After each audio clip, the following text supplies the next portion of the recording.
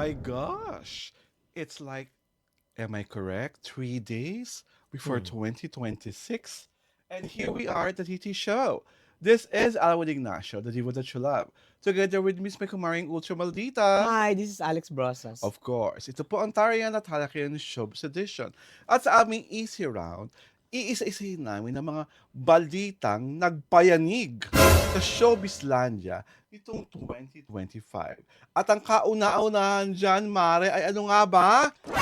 Ay, nako, itong director na nalaos na yata. My God! Mhm.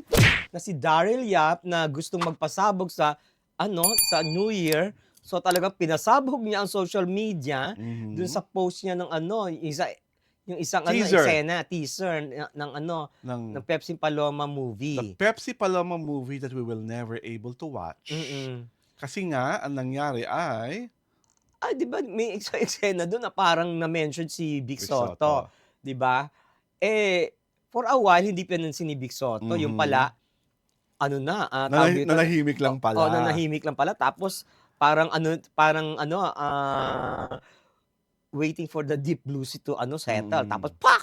Oh, Yan. 'di ba? S Dinimanda siya ng cyber 13 libel. counts of 13 counts. 13 counts Diyos of ko, ang cyber dami. libel Mm. na hanggang ngayon ay Eh, di wala pa rin. after a year, ayun, Wala pa. nandoon.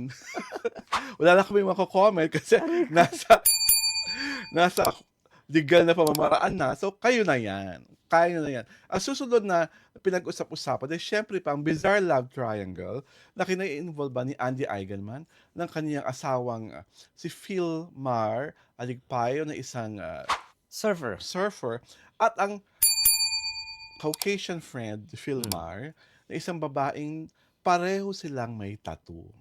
Identical tattoo. Identical tattoo Oo. na kinaloka ng lahat at higit sa lahat, kinaloka ni Andy Eigenman. So ang tanong, naloka ba tayo doon? Parang hindi naman kami masyadong naloka. So Kinda. move on na tayo sa next nagpayanig sa showbiz, Mare. Sino ito?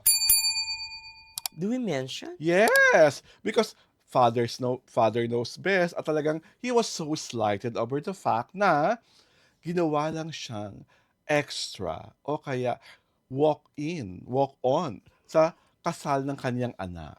Ang pinag-uusapan po natin ay si Dennis Padilla na gumawa ng pagkalaki-laking alingas-ngas dahil nagmukha raw siyang TANGA sa mismong kasal ng kanyang anak na si Claudia Barreto. Next, Mare. Ay! Diyos ko, my God. Ito yung tell-all na alam na ng lahat. Ang tell na alam Oo. na lahat kung saan pinarunggitan niya ang tungkol sa Love Team Machinery. Mm. Pinarunggitan niya rin ang tungkol sa di umanong pagmamalupit sa kanya ng mga members ng kanyang family. Mm. At tatlo yan eh. At meron siyang tao na kung ilaliprid mo, alam mo na kung sino, ang kanyang minura sa isa pang ring video. Na alam mo naman na for clout at for fame. Mm. Diba? Sino yan? Yung, Yung mention mo. ay! Nakakalimutan mo eh. Si Hope. Sino si Hope? Yung Charot. sigarilyo. Very laos na yun. Wala na yun sa market eh. Pero at least yung Hope nakatandaan ha. Pero to sila kasuberano para ayaw na nating matandaan. Next. Ito yung beanie sex joke na naging viral. Oo. Ano ba yun? Hindi ko Hindi ba?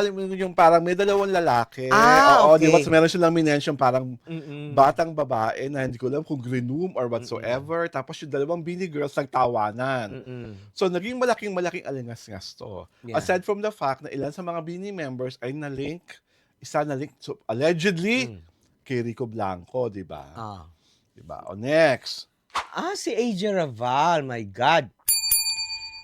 What she revealed was an open secret in showbiz na meron na siyang anak. Oo. So, too late the hero na siya. Mhm. Na umamin-amin pa siya, di ba? Pero still, ang pag-amin ay pag-amin pa rin. Dahil di ba, noong una, inuurirata ka silang umamin. Yeah. Tapos nung umamin, nakasabi na akin, too late the hero. Saan pa tayo lalagay, Mars? Sa kanal o sa imburnal? Diba? Ay, ito talaga ang pinakamasakit na nagpayanig Pasabog yan. noong 2025. Oo. Ang qualified theft case na Filed by. sinampa ni Kim Chiu laban sa kaniyang kapatid na sila Kambini Chu. Diba? Hindi ko po alam kung na-hunting na sila Kambini dahil nagtatago po ito dahil ang qualified theft case po na isinampa ni Kim ay unbailable.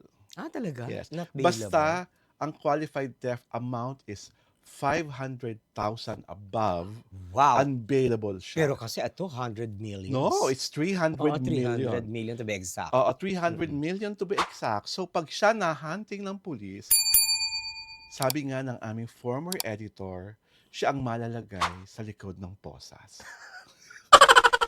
Di ba? Yun na po ang lambing sa amin ng aming former editor, lalong-lalo na kay Alex Broja. Ano lagi sinasabi ni ating kaibigan Gibbs Cadiz?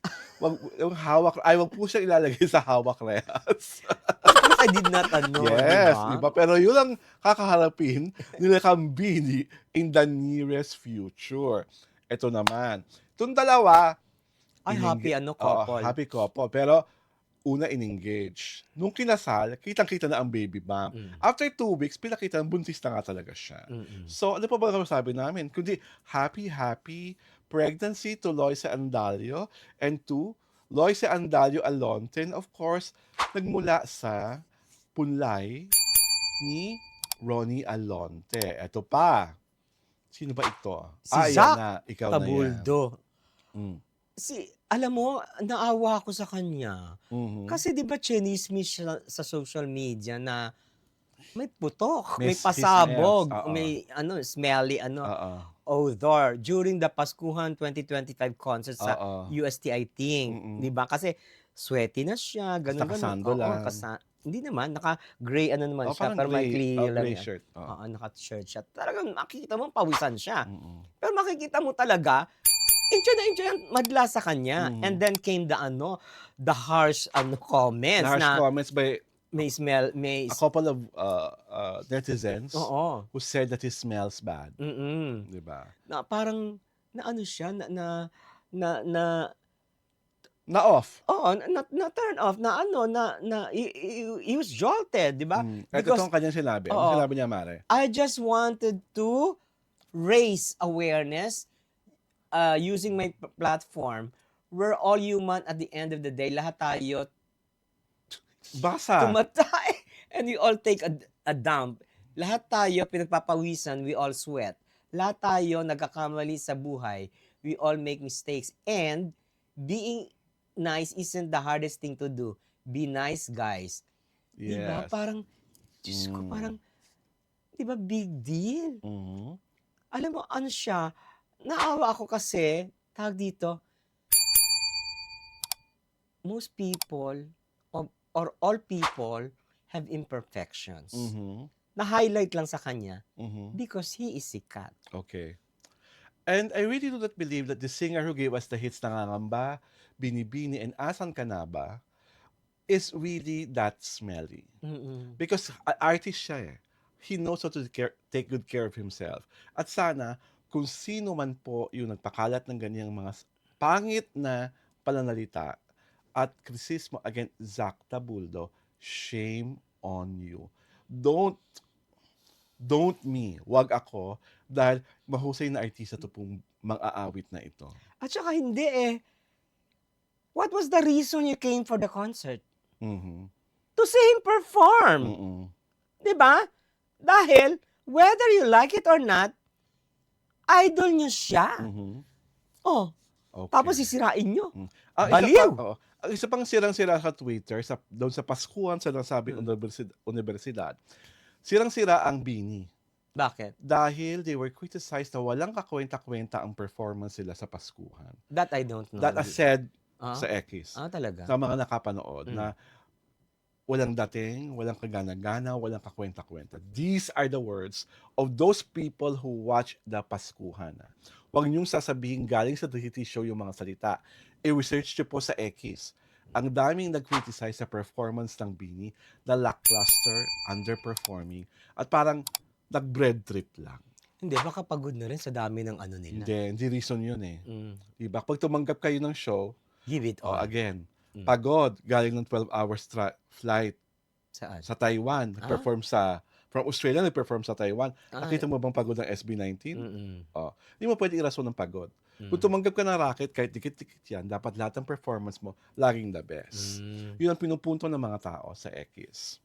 Diba? So yun po ang mga balitang nagpayanig noong 2025. Ito po si Alwin Ignacio, The Diva That You Love. Kasama ko ang aking kumaring ultramaldita. Hi, this is Alex Ito Brosas. po ang The Kitty Show. Tariana Talakayan Showbiz Edition.